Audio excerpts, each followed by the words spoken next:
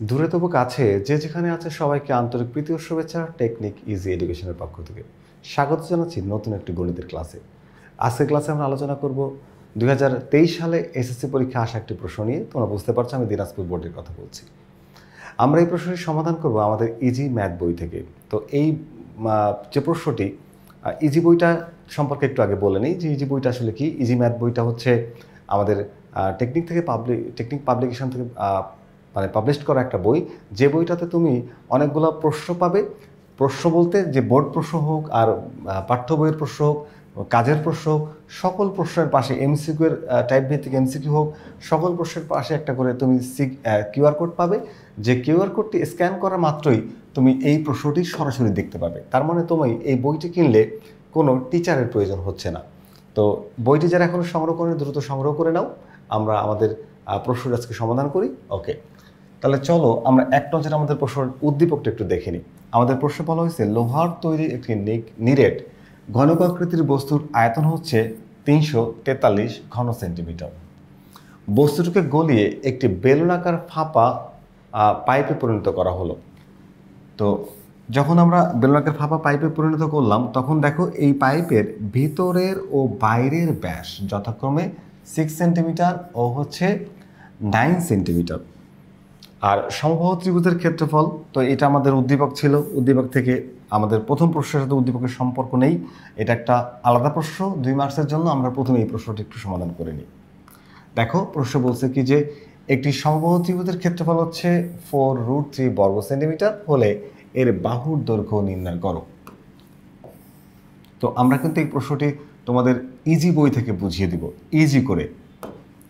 তো ধরি সমবাহু ত্রিভুজের বাহুর দৈর্ঘ্য হচ্ছে এ মিটার, তাহলে এর ক্ষেত্রফল হচ্ছে কি? ক্ষেত্রফল হচ্ছে √3/4 a² বর্গমিটার। তোমরা জানো যে সমবাহু ত্রিভুজের ক্ষেত্রফল হচ্ছে √3/4 ইন্টু বাহুর দৈর্ঘ্যের উপর স্কোয়ার। যেহেতু এখানে বাহুর দৈর্ঘ্য হচ্ছে a, তাহলে আমরা লিখতে পারবো √3/4 a²। দেখো এখন প্রশ্ন মতে এই ক্ষেত্রফলটা কিন্তু আমরা বের করেছি। এই ক্ষেত্রফলটা কে বের করেছে? আমরা বের করেছি সূত্র দিয়ে। আর প্রশ্নে বলা ছিল হচ্ছে 4√3 বর্গমিটার।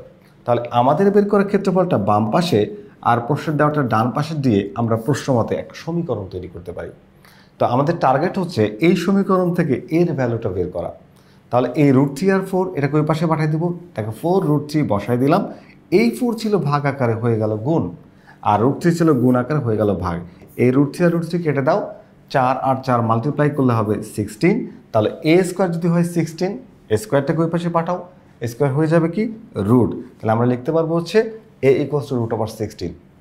তাহলে এর ভ্যালু কত পাচ্ছি? 16 রুট করলে আমরা পাবো হচ্ছে কত? 4। তাহলে এর ভ্যালু যদি 4 হয়, এটাই হচ্ছে সমবাহু ত্রিভুজের বাহুর দৈর্ঘ্য, যেটা আমার প্রশ্ন চেয়েছিল। আশা করি তোমরা এটা বুঝতে পেরেছো।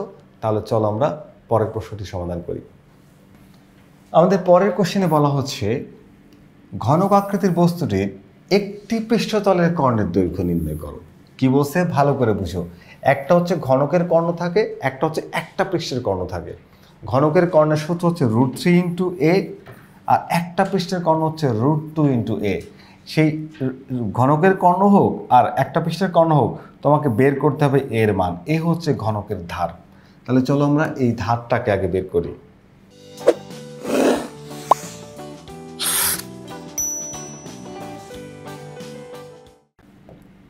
দেখো ধরি নিরেট ঘনবস্তুটির প্রতিটি ধার হচ্ছে, তাহলে এর আয়তন কি হবে?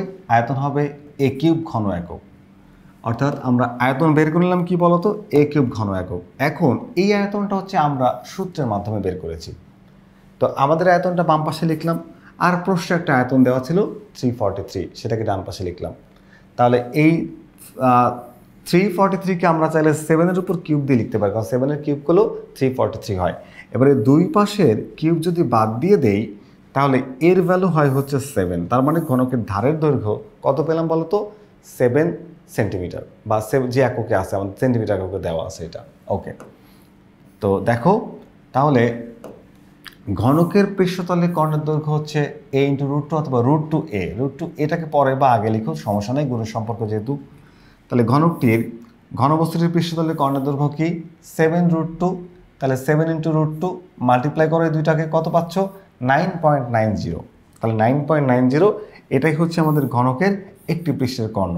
একদম সহজ প্রশ্ন ছিল আর সহজ উত্তর ছিল। আশা করি তোমরা এটা বুঝতে পেরেছো।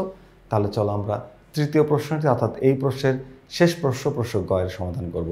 গয়ের সমাধান করার আগে আমরা প্রশ্নটি একটু দেখে নিই, মানে গয়ের যে প্রশ্নটা আছে মূল প্রশ্নটা আমরা একটু দেখে নিই। আমাদের প্রশ্ন গতে বলা হচ্ছে যে ফাঁপা পাইপটির উচ্চতা নির্ণয় করো। ফাঁপা পাইপটির কি নির্ণয় করতে হবে? উচ্চতা, মানে এইচ এর ভ্যালুটা বের করতে হবে। তো আমরা এখন ফাঁপা পাইপের উচ্চতা বের করব। তো তোমরা দেখতে পাচ্ছ একটা চিত্র, এই চিত্রটা দেওয়া ম্যান্ডেটরি না, চিত্র তুমি না দিলেও পারো, চিত্র শুধু একটু বোঝার সুবিধার জন্য দেওয়া হলো। যে একটা পাইপের ভিতরে ফাঁপা অংশ থাকে, বাইরে তো একটা পাইপের ভিতরে ফাঁপা অংশ থাকে আর বাইরে কি থাকে? বাইরে থাকে হচ্ছে লোহা সহ পাইপের পুরো পাইপটাই আর কি। তো লোহা সহ পাইপের দেখো ব্যাস দেওয়া আছে 9 সেন্টিমিটার আর ভিতরে ফাঁপা অংশের ব্যাস দেওয়া আছে 6 সেন্টিমিটার। তো এই ফাঁপা অংশের বাইরের ব্যাস কত? 9 সেন্টিমিটার। তাহলে ব্যাসার্ধ হবে কত বলো তো? ব্যাসার্ধটা বের করে নিতে হবে। এই যে তাহলে আমরা ধরলাম যে ফাঁপা অংশ সহ বাইরের ব্যাস 2r1 সমান 9 সেন্টিমিটার আর ভিতরের ব্যাস 2r2 সমান 6 সেন্টিমিটার।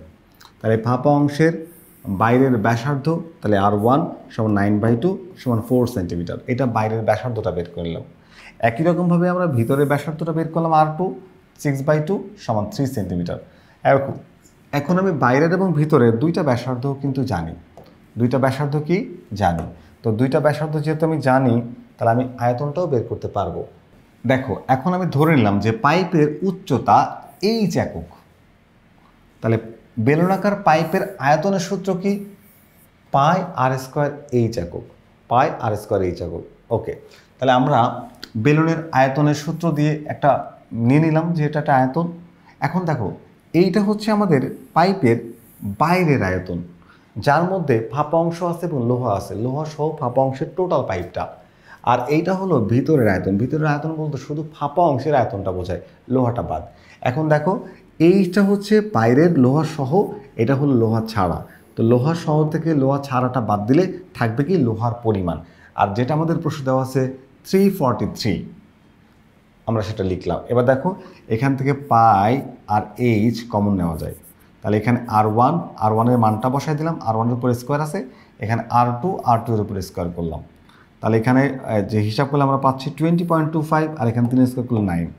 তাহলে এখানে হিসাব করার পরে দেখো 20.25 থেকে 9 মাইনাস করো, থাকে হচ্ছে 11.25 আর এই পাই আর এইচ তার সাথে গুণ আকারে আছে। ডান পাশে এখন আমরা কিছু করিনি, যা ছিল তা বসিয়ে রেখে দিয়েছি।